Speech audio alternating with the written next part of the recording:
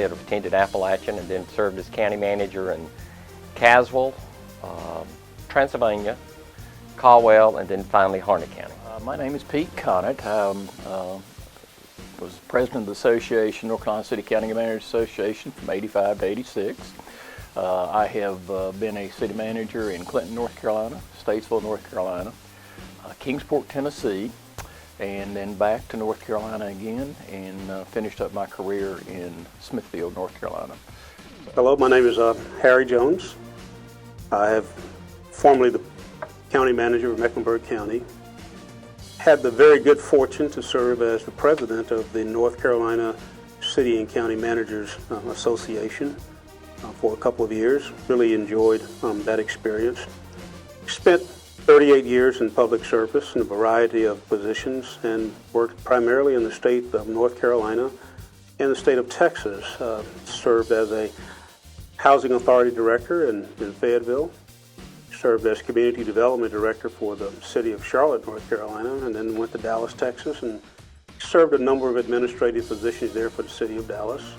Okay, I'm Brian Hyatt, city manager of Concord, and before I was city manager in Concord, I worked in Hickory as assistant city manager and as HR director, and before that I worked in Guilford County.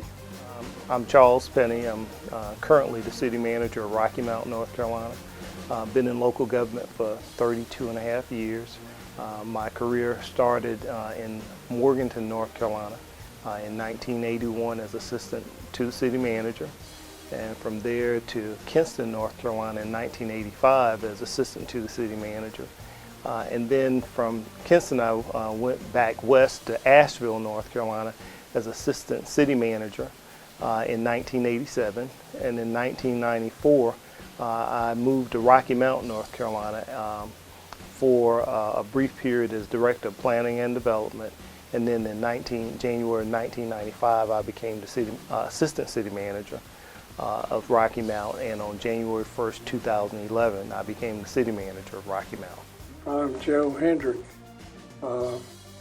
former County Manager of Cleveland County, and have worked with other municipalities. Worked with the City of Lumberton, North Carolina, as City Manager, Assistant Manager in Melbourne, Florida, and I worked in Cleveland County for a little over 25 years. My name is Lane Bailey. I'm the City Manager in Lenoir, and I've been in Lenoir for 10 years. Prior to that, I was the City Manager in King, which is a bedroom community for Winston-Salem, for 4 years. I began my career as a budget analyst for Gaston County in 1989. I worked there for 2.5 years, and then I had an opportunity to go to Polk County, where I was the assistant city manager. Served there for a year, and then the manager left, and I moved into that slot, and I was the county manager for 7 years. I'm Doug Bean. I was the president of the North Carolina City County Managers Association in 1995 and 96. And I've been a manager in the state of North Carolina and retired 4 years ago. I'm Louis Price, former city manager of Mount Holly, Lenoir, and High Point. Served as president of the state association from '82 to '83. I'm Tom Lundy, a manager of Catawba County, North Carolina. I was president of the North Carolina City and County Management Association in 1990-91. and served as ICMA president in the mid-2000s. My name is Carolyn Carter, and I was assistant city manager for the city of Raleigh for about 20 years, and before that I was assistant city manager in the city of Durham for 5 years and began my career as the budget director and budget management analyst there. I'm a life member of the North Carolina City County Management Association and a past president in 2003. My name is Ed Wyatt. I've had the opportunity of 34 years to have served as a city manager, primarily in North Carolina.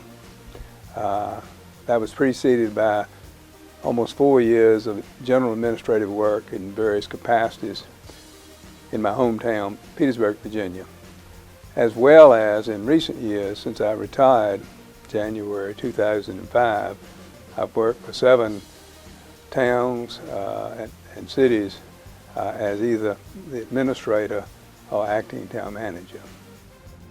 Jack F. Neal. I've been a city manager in Roxborough and Albemarle in North Carolina, and before that, Tazewell, Virginia. Just the recognition of my colleagues to allow me to serve as the president of the association was by far the most important thing that ever happened to me during my presidency. It was a tremendous honor, and I really appreciated the time I spent as president and getting to know people more intimately, but just the recognition that was afforded me to be president is by far the most important thing I remember.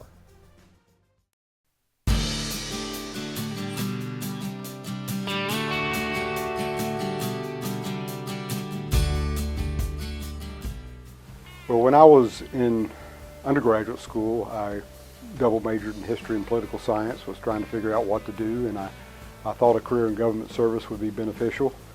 I did an internship in 1978 in the state government and found a lot of great people doing great things, but also found that they were not close enough to the people they were serving, and that led me to the interest in local government. And with talking with some of the people at both Appalachian State and at UNC, I ended up going into local government and never regretted it. I had an experience as an intern while I was in graduate school at the University of North Carolina at Chapel Hill.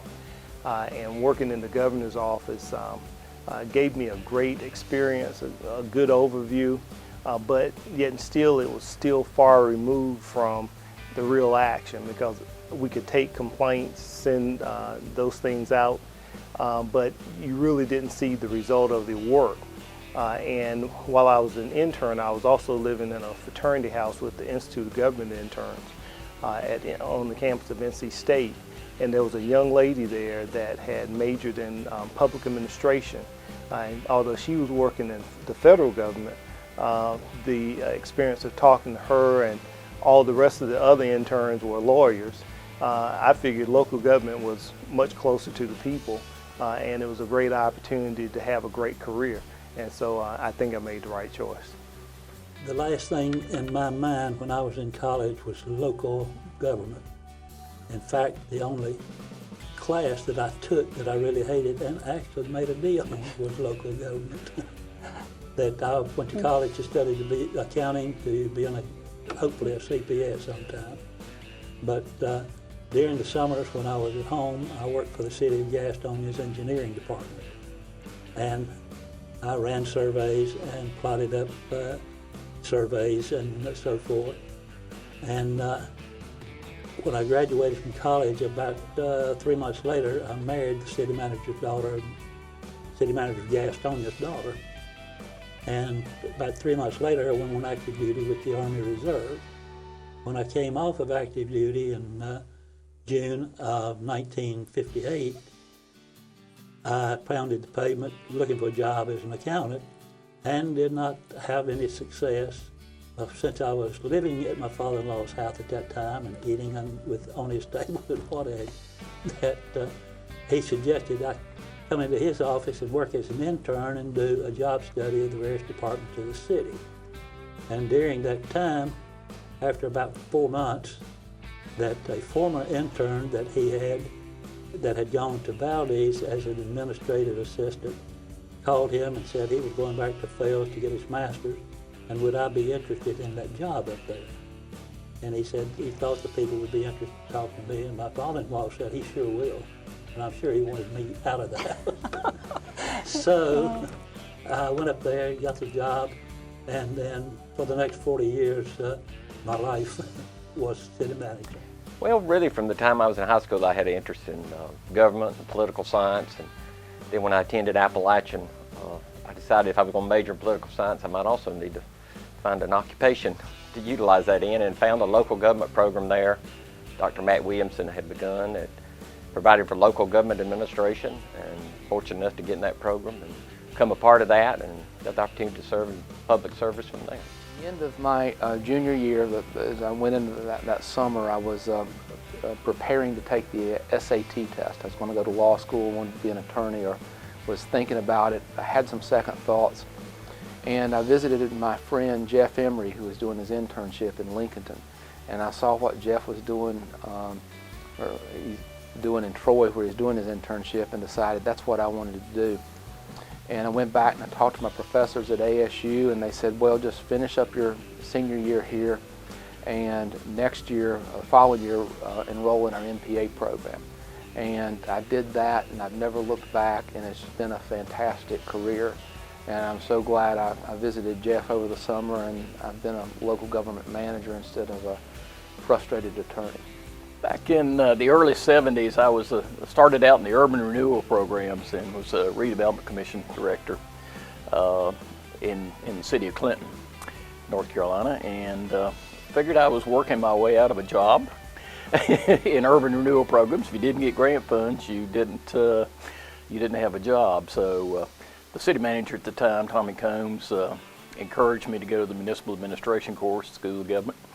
And I went and took the course, and later he decided he was going to move to another city, and the city council there knew me and encouraged me to apply, which I did, and was selected as the city manager there, and have been in the business ever since. I was in college, and a professor encouraged me to look at what was going on at the city there and some of the planning efforts they were making, particularly as they pertain to urban revitalization. And I ended up working with the city in what we would now call an internship. My final semester, received my commission and went to military active duty, and upon leaving active duty decided that I had a continuing interest in local government, and my career started from there. My family, when I was growing up, was very involved in many respects in public affairs and politics as well. So I became keenly interested in it. Matter of fact, I went with my grandfather to the Electoral College in 1960. In college, I was in the business school, but I was fortunate to have a major in public administration, which is atypical, and a good bit of the coursework dealt with local government and finance. And so after working several years out of college, I had the opportunity to start and work with a municipality as a personnel and general services chief, and from there my career went forward. That's an interesting question. I had a situation when I came out of college back in the 50s. I worked for the Department of Transportation in North Carolina Highway Department, and as a temporary, there weren't many jobs available at that time.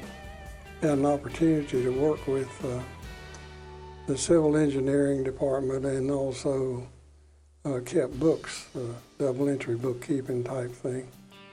A friend of mine in that department said, we're looking for an administrative man, a clerk, treasurer, finance officer type person in Kings Mountain. And would you be interested? And I said, does it pay more than I'm making here? And he said, of course, because he knew what I was making there as a temporary employee. So I was interviewed in Kings Mountain and was hired in Kings Mountain. I think my first interest in local government had to do with a job that I had one summer during college when I was a playground director for the city of Raleigh. And I became aware that that could really make a difference in just a little way in the children's lives. And then I was student government president at Meredith College, and somehow I knew I had skills that I wanted to put to work in some way. And in a couple of years found out about the MPA program in Chapel Hill, and sort of the rest is history.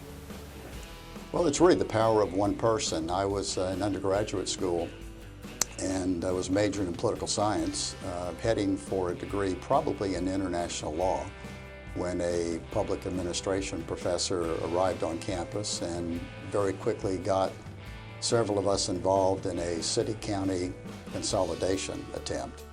And so he had us analyze the issues and survey the voters and predict the outcome. And although the referendum failed, it hooked me about the services that local government offered and the opportunity available to work in the public sector. So I went from there into graduate school in public administration. It's interesting. I was a city manager, and my brother was also, and my dad always wanted to know what in the world, what do we do? Why do we do this? Why do we go into this profession?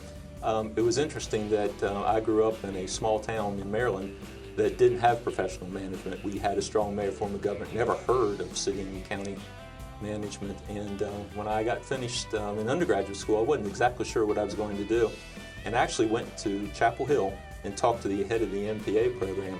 And he told me about this thing called public administration, about city and county management. And Tom Lundy, who had just gotten out of the MPA program at Chapel Hill, was working at Catawba County. And he hired me as an intern and then let me work there for another year after that to learn what public administration and county government was all about, and then went back to school at Chapel Hill. So it's through that experience, really, of learning about what public administration was, working at Catawba County, that I got into the profession and made a choice that I believe was a good choice for me.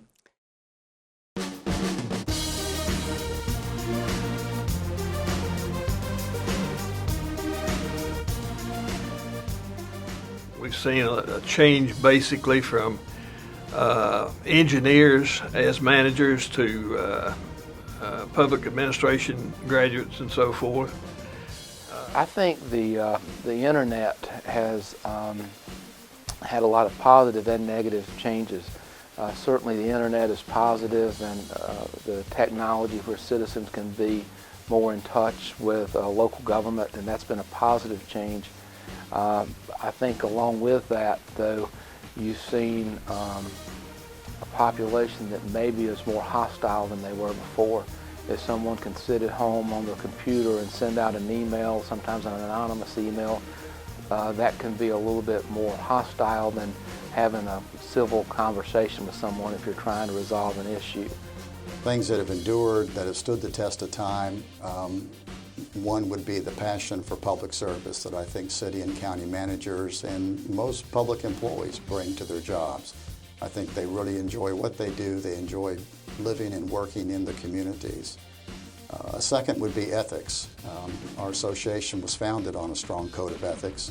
We police ourselves, we value those ethics, and those ethics have stood the test of time. A third would be professional training. And our association, both on the national level and the state level, have gotten much more robust in terms of the training opportunities that are offered. And I guess the fourth I'd mention would be the increasing diversity in the association. It's changed since I entered, which is a good thing. But I'll also start with that as one of my concerns going forward. I think our association needs to be more diverse. I'm a believer that our local government employees ought to look like the communities we're trying to serve, and I think by extension our profession needs to look like the people we're trying to serve. So I think there's a lot more room for diversity. Secondly, I'm concerned at the lack of internships that are being offered for young people today throughout their education. Young internships is how you decide whether it's the right career for you. It's how I got started. In the profession itself, a change in the makeup of elected boards and those we serve coming in management in the early 80s. A lot of it was the governing board governing without a lot of one issue dealing with the county issues as a whole and dealing with an overall perspective. Now we see more and more instant information and therefore reactionary government, where before I think we saw more planning and more long-range look at issues. Unfortunately, now we have to deal with a lot of reactionary. One of the biggest changes is obviously the transition in our communities to how they communicate. and it's both good and bad. We get a lot of instant feedback on social media and other different means. At the same time, it's also you're always chasing some of that feedback, because a lot of times rumors can get started, or people that are giving out incorrect information, and it's hard to sometimes offset that with the correct information because it's coming out so fast. Technology, for one. It used to be we would have, if we had a question, we'd get on the phone and call some of our mentors or peers around and try to find an answer before a council meeting. And today, of course, we have the internet we can use, and just list the question out on the listserv and get the answers back from a large pool of managers and others who have been there and had the same problems and issues.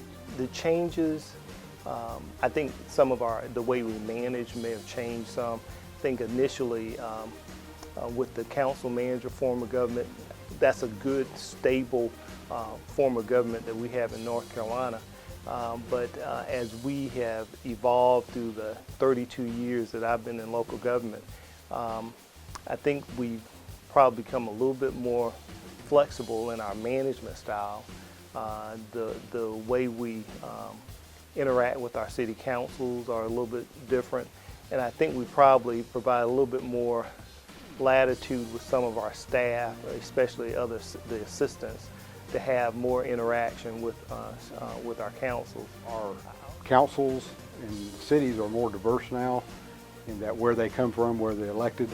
Before, a lot of times the people that are on the city councils were business people that had a very business background, and so they understood that part of it.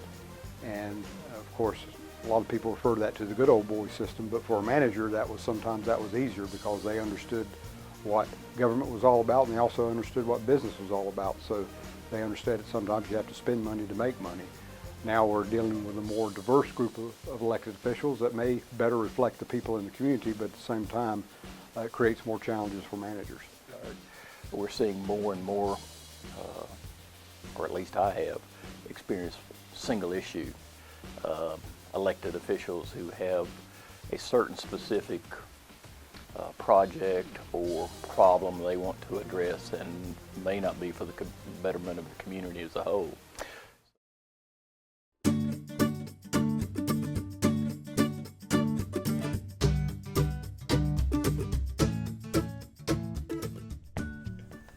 The association has meant a lot to me. I'd like to say it's a brotherhood, but then again, I guess I could say brotherhood and sisterhood. It's also set a standard for us of professional development that we all aspire to achieve. And it's just been, for lack of a better word, a crutch. We're all in it together. We know who each of us are, and we tend to rely on each other, and it provided the structure for our camaraderie, our friendship, and our professional development. Well, I think the association just offers a multitude of resources for those in local government. One is just the ability to talk with your peers, the ability to the information received in exchange. I mean, I don't think any of us want to reinvent the wheel if we can learn from others. And that was a real resource, being able to gain information from long-term managers that have been in profession for years. As a young manager, that's priceless. And I used to kid, finally, sometimes when you went to the managers' meetings, you just left and saying, well, maybe I have it bad, but I don't have as bad as some of the other folks in attendance. So it was just a support group. Early on in the career, of course, when we're young, we see some of the managers of the larger cities, and we look up to them and want to be able to get in contact with them and talk with them about their experiences, and that always provided that ability. The association it has always been where experienced managers can mentor inexperienced managers or young managers. Also, great friends developed during that, and managers, it could be a lonely role at times, and be able to call up or email other friends and ask them how they've dealt with a particular situation and get feedback. That's crucial to being able to be effective in the current world. It's been a great way to network, get to know people. I remember going to my first meeting in 19 '82 after coming out of grad school, and getting to know the leadership at that time, and there was some real icons, I think, going back to folks like L.P. Zachary and Tom Osborne. Tom was the city manager of Greensboro, and David Burkhalter, who was the city manager of Charlotte, and these folks were they were just awfully smart. And to watch them and to be able to go to meetings and listen to their thought processes, and then to work on committees and be a part of committees with some of these older leaders was just really great. And so as time has transitioned, they've moved on, and some have passed, and so the mantle gets passed. And so now I'm toward the end of my career, and so it's been fun watching, being a part of that transition of leadership in the state association. Well, the association has been just very much a part of my involvement in my work, and I'd like to think that I've made a contribution to this profession. Well, it was a really great organization as far as, in fact, our state association today is widely known throughout the entire country as being one of the finest state associations in the entire country. That I was able to develop friendships that were lasting, and was able to get to know, I think at one time I probably knew every manager in the state. And it was a situation where if I ever needed any assistance or needed to talk over something that I was interested in, I knew somebody to call to do that.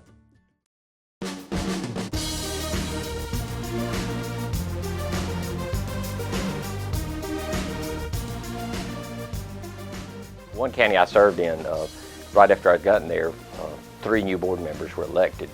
And one of the first things they presented me was a list of people they wanted dismissed from county government. And of course, as a professional manager, that's not something you want to be a part of. So I made a decision I need to move and find another position, and I did. And when I announced it to the group, one of the new board members looked at me and said, "Neil, I've prayed about this, and God's told me it's meant for you to stay here." And I simply replied, "He told me different," and turned around and walked off. So that's one of my funniest, that's one of my best moments. I would have to say in Hickory, we were having a city council meeting one time, and a guy walked in with a pair of ladies' underwear on his head. Walked in, sat down, sat there for about 20 minutes, watched the council meeting, and got up and walked out. We never knew what he was about or what he was doing, but he certainly had a lot of people straining their necks to make sure he wasn't somebody that was going to stab him in the back or do something to them, because he was quite unusual. I was serving as city manager in Kingsport. We had a water line break in one of the neighborhoods, and an elderly lady called the switchboard after we had fixed the leak and got the water back on. And the receptionist who answered the phone came back to my office and said, "I just had the strangest phone call." She said the lady wanted to know when we were going to cut the hot water back on. She had her cold water, but she didn't have her hot water back on. So we didn't realize we were in the hot water business as well as cold water. Well, I was a county manager at 28 years old, and at the time I was the youngest county manager in North Carolina, and we had an issue to come before the county commission, and it was a very complicated, difficult issue, and the commission was going back and forth, and finally the chairman says, "Lane, what would you do?"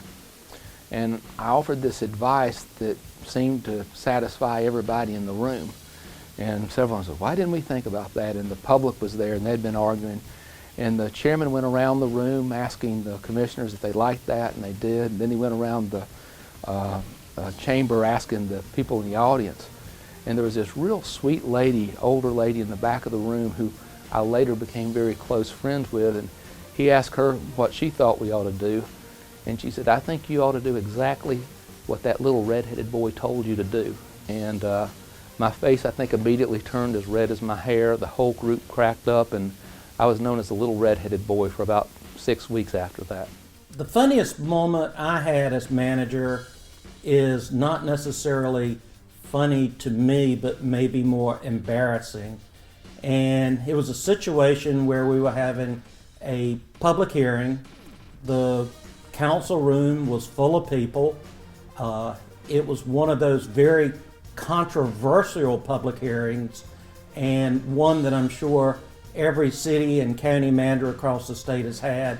And it was a discussion about regulations of dogs on the beach. A very impassioned public hearing. And during one person's strong urgings about regulation, I leaned back in my chair a little bit too far and fell backwards. Knocked the phone off the wall with my head, but probably the worst part was I landed in a position where the chair, like I was a astronaut sitting in a chair ready to get launched, and I couldn't get out of my chair. I couldn't go over one way or the other, and the council member next to me had to kick my chair over so I could get out of the chair and get back up and resume my position during the public hearing. It's a wonderful opportunity in a profession that allows you to have an impact in the community. I think sometimes what gets lost is in local government, it's at a young age and really truly in public service, which I think is a calling, being part of public service. You have the opportunity to change a community and help it make it a better place to live. Well, I think this is a very rewarding profession, a noble profession. One challenge, especially for our profession, is it becomes more, it's harder to stay out of politics as a local government profession, because we have to recognize that although we are not, or we should not be political, we operate in a political environment. In 10 years, I hope that we'd rediscover the word compromise in our government today and see a willingness to work together. I think in professional government, it's going to be the challenge to keep that professional, not get caught up in single issues, not get caught up in the political debates, but rather come to work every day saying, we're here to serve people and make government the most efficient it can be. Because at the end of the day, we still need effective government. There may be different philosophies about how much government, but we still have to have effective government. And I hope we return to a debate about making it more efficient rather than whether we need it or not. I think what we'll see is, of course we're seeing it now, more citizen involvement, more single issue candidates running for town council or mayor positions. We'll see more and more of that, and we will also see, I'm sure, advances in technology, which hopefully will make our jobs or the manager's job easier.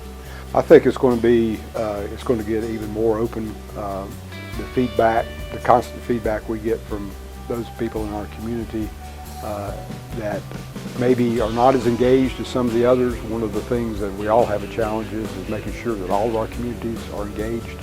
When you're growing, that can be difficult, particularly the people that are moving into the community. A few may get engaged immediately, but while others, they may learn very little about their community. So to be able to reach out to them and to be able to do that, we're going to have to use technology.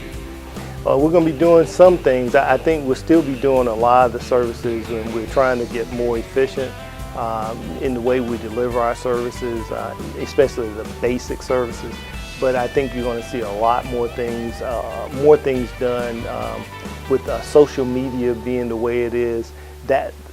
And we just have to be more savvy from our ability to meet people where they are. You can do anything with a cell phone today, and so we have to get to a place that if people want services, we've got to be interactive enough that they can request those services through their cell phones and all those things at the same time, because that's where the world is going, and if we don't do that, we're going to get left behind. Well, I think the most important skill is probably the skill that has been important for the last several years, and that's relationship building. The days of command and control are long over, and so even though managers have the ability to issue commands and require people to do things, I think we've seen over the last 2 or 3 decades that it's more effective with relationship building, not just relationships in an organization, but relationships between organizations, cities and cities, cities and counties. governments and the private sector and the nonprofit sector. It's those relationships that are going to stand the test of time. It's those relationships that you need to form that are going to allow you to take advantage of opportunities and also allow you to probably weather those times that there's not going to be agreement and people are going to have divergent opinions. So building those relationships and making sure that they're sustained over the long term, I think is the most important skill a manager can have. Paul, I think that again, the communication, the instant communication with people is something that they may communicate with you at 12 o'clock at night, and the expectations are raised as how quickly you get back to that person. And not only for the manager in terms of how you deal with that, but how you get that expectation across to your organization and still be realistic in terms of their times and being able to get back with that. The other thing is the ways that we can use that technology for the good of the organization and getting feedback and being perceived as being open and transparent for that. I think that's going to be crucial. And certainly there's new technologies beyond even computer technologies in all of our departments, and pushing our department heads and those people within the departments that are experts in those particular fields to take risks so that we can save money and become more efficient using that technology. And at the same time making sure our councils, if something, and when we take a risk and it doesn't work, making sure they understand that that's something we've got to do to remain efficient and make sure we don't tell our employees that they're going to be punished if they take a risk and fail. Still, the people skills will be, to me, I think, and knowing technology, when to use it, but still that people skills being able to deal with not only the citizens, but the elected officials as well.